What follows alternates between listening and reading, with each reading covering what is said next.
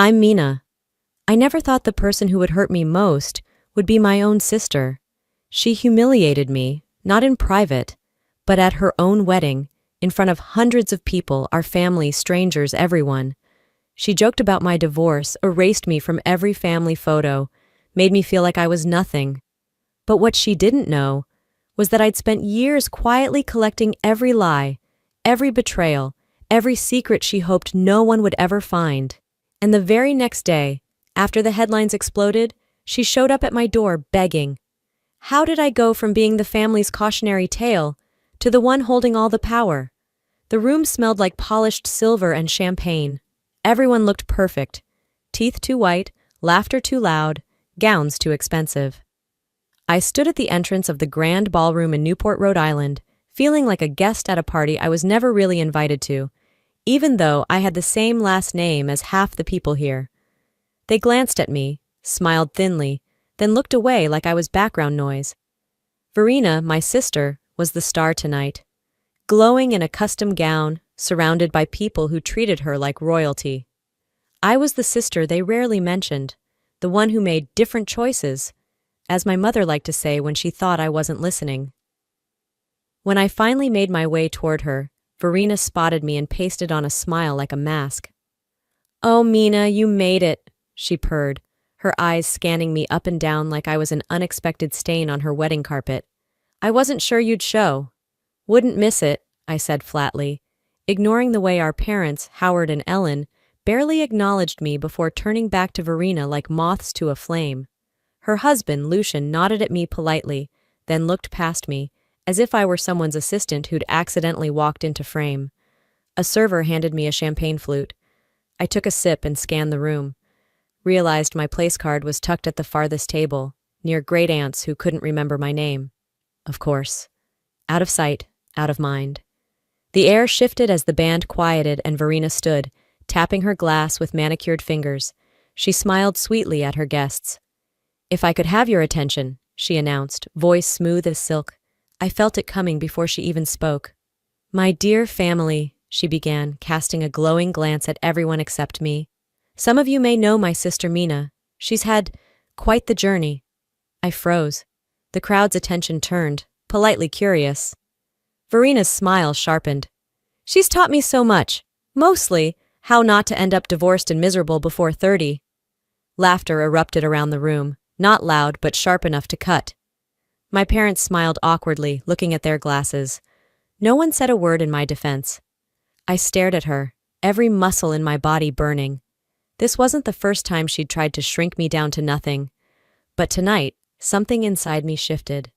I smiled tightly, raised my glass, and whispered under my breath, "You don't know it yet, Verena, but this is the night everything changes." I stayed seated at that far-off table, my champagne untouched, while the rest of the ballroom buzzed around me. The laughter still echoed in my head, sharp and clean like glass breaking. The photographers circled near the dance floor, gathering people for the family portrait. I heard them call out names: Howard, Ellen, Verena, Lucian, their voices like a roll call of who mattered. My name never left their lips. One of the waitstaff passed by, quietly dropping off a printed guest list for the photo session. I scanned it, already knowing my name wasn't there. The flashbulbs popped, capturing smiles that looked real but felt staged. I watched my parents beam at the camera, their arms around Verena, like they finally had the perfect family they'd always wanted. Without me. Astrid's message lit up my phone. "You're not even in the seating chart booklet." Of course I wasn't. I wasn't supposed to be here at all. I was the invisible sister who didn't fit. When dinner resumed, I glanced down at my place card again, shoved next to relatives I hadn't seen in 20 years. Some of them glanced at me like I was a stranger they couldn't place. I tried to eat, but the food felt like sand in my mouth. Then came the next blow. During dessert, one of my cousins, bless her awkward heart, walked over and handed me the microphone. "Mina, say a few words, your family." Before I could even touch the mic, Verena's voice sliced through the room. "Oh no," she said, her smile sugary sweet but her eyes cold. "We don't need any speeches tonight about heartbreak and bad luck." The entire room chuckled politely, some uncomfortably, but no one said a word to stop her. I glanced at my parents. Howard stared into his wine glass like it held the answers to life. Ellen avoided my eyes. The cousin who'd tried to hand me the mic quickly backed away, whispering, "Sorry, I thought—" It didn't matter. The message was clear. They didn't want me to speak. They didn't want me to be seen. But they forgot. Even silence can turn into a weapon. As the applause rippled across the tables, I sat perfectly still, the smile frozen on my face, and thought, they want me invisible. But when I finally speak, they won't be able to silence me again. The applause from inside faded as I stepped onto the terrace, needing air, needing space. The night was colder than I expected, sharp against my skin, cutting deeper than the laughter that still rang in my ears. I leaned against the railing, staring at the glittering skyline beyond the manicured gardens. How had I ended up here again, at the bottom of Verina's joke? It wasn't the first time she'd made me the punchline, but tonight, she'd done it in front of everyone. A server passed behind me, and I let the glass in my hand dangle loosely, fighting the urge to throw it over the edge. 3 years ago, I wouldn't have even been here. I was living paycheck to paycheck in a shoebox apartment in Dorchester, after Julian walked out on me like I was nothing but a bad investment. And when things got worse, when the bills piled up and my world caved in, Verina had shown up, not as a sister, but as a savior I hadn't asked for. She'd written me a check, her smile sweet but her words bitter. "You're lucky you have me, Mina. Not everyone gets bailed out of their messes." My parents had called it tough love. I called it a leash. I pulled my coat tighter around my shoulders, forcing myself to breathe. Inside, the party roared on. I could hear the clink of glasses, the swell of music, Verina's laugh like a siren call. I took one last breath and walked back in. The moment I stepped past the double doors, I heard her voice. She was at a table surrounded by a cluster of old family friends and business associates, the kind of people who smiled too hard and watched you like you were a stock price. "Oh, Mina wouldn't even be here tonight if I hadn't bailed her out when she hit rock bottom," Verina quipped, sipping her champagne as if she hadn't just gutted me in front of half the room. A few guests laughed nervously. Others avoided my gaze. My eyes flicked to my parents. Howard was busy adjusting his cufflinks, and Ellen stared at the tablecloth like she could disappear into it. No one said a word. I felt something inside me coil tighter than it ever had before. Something that had stayed quiet for too long. If they wanted to keep me small, they shouldn't have underestimated how much I can grow in silence. The music shifted just as I sat back down, my face carefully blank. The DJ's voice came over the speakers, too cheerful. "Ladies and gentlemen, before dessert, the bride has prepared a special video surprise." The lights dimmed. A hush fell over the room. I knew, instinctively, it wouldn't be good. The first few seconds were harmless enough. Clips of childhood birthdays, awkward family barbecues, Verina blowing out candles while I hovered quietly in the background. The laughter started small. Then the footage changed. Suddenly, there I was, 17 years old, braces and bad skin, tripping over my heels at prom. The next clip, me at a college party, clearly drunk, slurring lyrics to a pop song, while someone waved a red cup in front of my face. The last one hit hardest. My divorce announcement video call with my parents, my eyes red, voice cracking, subtitles added underneath. Once again, Mina fails spectacularly. The room erupted in laughter. It wasn't nervous laughter this time. It was entertained, delighted. A slow hollow burn spread in my chest. Verina's voice chimed in from the dark, sweet as honey. "Oh, Mina always knows how to lighten the mood." I glanced at Lucian. He looked away. Howard rubbed the back of his neck, pretending not to notice me. Ellen kept her smile frozen, like if she stopped, the whole charade would collapse. Astrid's text flashed across my phone. "You okay?" I wasn't. My throat tightened, my hands cold. It wasn't just tonight. It was every party, every holiday, every family gathering where I'd been the target, and Verina had been the golden child. They were all laughing because they believed her version of me. They'd rather laugh than see me. The applause rolled over the room as the video ended. Verina beamed, sipping her wine like nothing had happened. I stood quietly, adjusting my shawl over my shoulders, and walked toward the exit. Before stepping through the door, I glanced back at my sister, smiling in her perfect little world. "You've finally done it, Verina," I whispered, so no one could hear. Tomorrow, you'll learn what it feels like to be laughed at. The next morning, I woke to the sound of my phone vibrating nonstop on the nightstand. Missed calls, voicemails, all from the same two names, Howard and Ellen, my parents. I let the phone buzz until it stopped. Then it started again. By the fifth call, I gave in. I answered without a word. Their faces appeared on the screen, tight with frustration. Ellen spoke first, her voice sharp like she'd been rehearsing all night. "Mina, do you realize how selfish you were last night?" Howard nodded beside her, silent but stern. "You humiliated us," she continued. "You walked out in front of everyone. Do you know how that made us look?" My stomach turned, but I kept my face blank.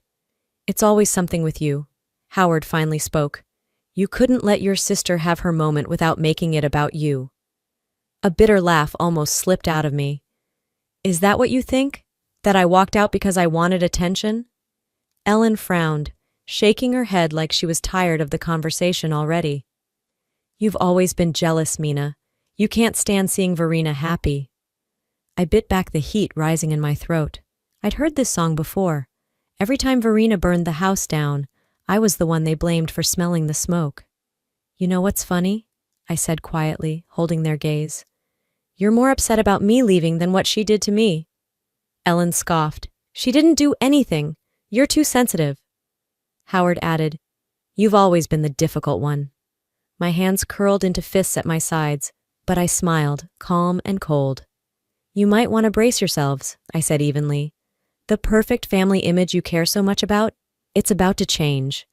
Ellen rolled her eyes. "Mina, don't be dramatic." Howard waved me off. "Just let it go." I ended the call without another word, staring at my reflection in the black screen of my phone. "You raised me to believe family is everything," I murmured to myself. "Let's see how much that belief holds when the truth hits the headlines." I didn't sleep that night. By sunrise, I was seated at my small kitchen table in Boston, a cup of black coffee untouched beside me. My laptop screen glowed cold in the dim light.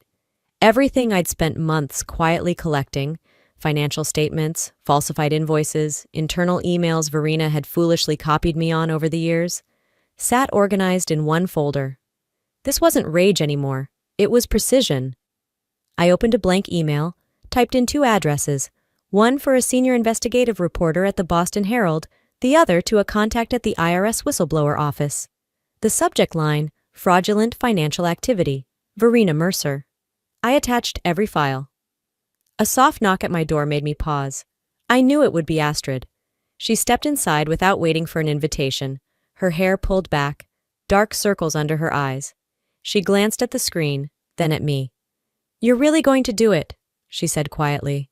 I met her gaze. She left me no choice. Astrid sat across from me, her voice soft but firm. "Once you hit send, there's no coming back." "She made her choice at that wedding," I said, fingers hovering over the keyboard. "Now it's my turn." Without another word, I pressed send. For a moment, there was only silence between us. By mid-morning, my inbox lit up. A reply from the Herald's lead reporter. "We've reviewed the documents. Running the story tomorrow morning? Can you comment?" I closed the email. I didn't need to comment. The documents spoke for themselves. I powered off my phone, trying to ignore the adrenaline that ran sharp beneath my skin. Hours later, as I stood at my window, watching the gray afternoon fade into evening, my phone lit up again. Unknown number ta, New York. My breath caught. Verena Mercer was calling. I let the call from Verena ring out. She could wait. The next morning, my name was everywhere. The headlines screamed across every major outlet: Mercer wedding scandal, sister behind vicious attack. My social feeds were on fire. Hundreds of comments flooded in. Strangers accusing me of being bitter, jealous, unstable. Verena's team had moved fast. A press release framed me as an envious sister who'd fabricated documents out of spite. It was an impressive lie, almost believable. My phone buzzed again, this time a voicemail from my parents. I hit play. "You've embarrassed us beyond words," Ellen's voice snapped. "We raised you better than this, Mina. This isn't how family treats family." Howard's voice followed, cold and clipped. "Fix this." A text lit up next. "Julian, is any of this true? What the hell is going on? I stared at the screen for a long moment before locking the phone. Later that afternoon, Astrid slid into the cafe booth across from me, a large black coffee in hand. "You've seen it?" she asked. I nodded. On the mounted TV behind her, Verina's press conference streamed live. She stood perfectly composed, her face a picture of victimhood. "This isn't about me," Verina told the cameras. "It's about someone in pain, trying to ruin others' happiness. I forgive my sister." Astrid's lip curled. "She's playing saint." I met her eyes, steady. "She wants a public war?" I leaned back, voice ice cold. "Let's give her one." That night I opened my email again. This time I sent the reporter a second folder. Unedited statements, legal documents, Verina's own digital signature tying her to every fraudulent account. I wanted her lies burned into public record. Before midnight, I opened Twitter for the first time in years. I typed carefully, every word deliberate. "It's time you hear the real story. I won't stay silent anymore. #truth hurts." I hit post and smiled. By the time the morning sun scraped through the blinds, my phone was vibrating nonstop. News banners flashed on every screen. Mercer Empire under investigation. Scandal explodes after wedding. Tax fraud, embezzlement. Verina Mercer's dark secret revealed. My inbox was drowning. Missed calls, messages, strangers, reporters, distant relatives I hadn't heard from in years.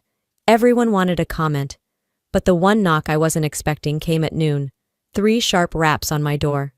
When I opened it, I barely recognized her. Verina stood there. No makeup, hair pulled back messily, dark circles bruised beneath her eyes. She wasn't the woman who had stood under chandeliers days ago, radiant and untouchable. Her shoulders slumped, her lips trembled. "Mina," her voice cracked. "Please." Before I could speak, she dropped to her knees right there in my doorway. "I'll do anything," she whispered. "Just make it stop." For a second, I couldn't move. The sister who had mocked me in front of hundreds was now crumbling like wet paper at my feet. Tears streaked her face. "Please, I was stupid. I didn't mean to. It's all falling apart. You've made your point." I wanted to feel something. Pity, triumph, rage. But all I felt was cold. I stood there, watching her unravel, until she finally gave up, wiped her eyes, and stumbled back to the elevator without another word. The moment the door clicked shut behind her, my phone vibrated again. A text from Julian. "I'm sorry." Another one followed. "I should have defended you back then. I was a coward." I sat on the edge of my bed, the messages blurring on the screen. Everyone who once ignored me was now looking straight at me, begging, apologizing, reaching for me like I was their last lifeline. I closed my eyes and breathed slowly. They all wanted something now. But I was the one holding the cards. The next morning, the world moved without mercy. Every news channel, every social media feed screamed the same thing. Mercer Group under investigation. Verina Mercer resigns amid scandal. Stocks plunge as tax fraud allegations. Rock Mercer family. I watched it all unfold from my couch, a mug of cold coffee in my hand. The anchors' voices were distant hums beneath the weight of everything that had already shattered. Verina released a statement by midday. Stiff, rehearsed, carefully worded. "I deeply regret any mistakes that have affected my family and business. Effective immediately, I am stepping down from all leadership positions at Mercer Group." Lucian filed for separation the same afternoon. The headlines called it amicable. I knew better. No one survives in that family without blood on their hands. Later that week, my parents released their own statement. Short, cold, generic. "We are heartbroken over recent events and hope for healing in our family." Healing. They wouldn't know what that meant if it knocked on their front door. A week passed before I walked back into their house in Newton. The same furniture, same polite air hanging stiff in the room. Ellen sat ramrod straight in the armchair, hands folded perfectly in her lap. Howard hovered by the fireplace, not meeting my gaze. "Thank you for coming," Ellen said, like I was a distant relative, not their daughter. No apology, no acknowledgement of years of cruelty, just awkward small talk about the weather, about nothing. When I finally stood to leave, I paused at the door and looked at them both. "You don't have to understand why I did it," I said quietly, "but one day, I hope you will." Howard shifted uncomfortably. Ellen's lips tightened, but neither spoke. Outside, the fall air bit cold against my skin as I walked away. Not angry, not bitter. Just done. Weeks later, Astrid and I signed the lease on a small office space in Cambridge. We named it Clear Path Foundation. Free financial education workshops for divorced and single women starting over. It wasn't much yet, but it was real. It was mine. The night we launched the website, my phone buzzed again. A message from Julian. If you ever want to talk, I'm here. I stared at it for a long moment before deleting it without replying. Some things don't deserve a second chance. That night I stood on my balcony, the Boston skyline stretching wide in front of me, lights glittering like tiny promises. Justice felt good, but healing, that would take time, and this time, it would be on my terms. Before we end this story, let me leave you with something I've learned, something I wish I had understood a long time ago. For years, I let the people closest to me define my worth. I stayed quiet when they laughed at me, stayed small when they told me I wasn't enough. I thought family loyalty meant swallowing my pain to keep the peace. But the truth is, you don't owe anyone your silence, especially when that silence costs you your dignity. Sometimes, the people who are supposed to protect you are the ones who hurt you the most. And when that happens, you have every right to stand up, to set boundaries, to reclaim your voice, no matter how uncomfortable it makes them. This wasn't just about revenge. It was about breaking free, about showing every person out there who's ever been pushed to the corner, humiliated, ignored, that your worth isn't measured by their approval. And now, I'd love to hear from you. Has anyone ever tried to shrink you, to make you feel invisible? What would you do if you were in my shoes? If this story touched you or made you think differently about family, drop a #1 in the comments or tell me where you're watching from. And if you didn't like the video, that's okay too. Let me know why. I want to hear your thoughts, your stories, your truth. And don't forget, if you want to hear more real stories like this, subscribe to the channel so you won't miss the next one.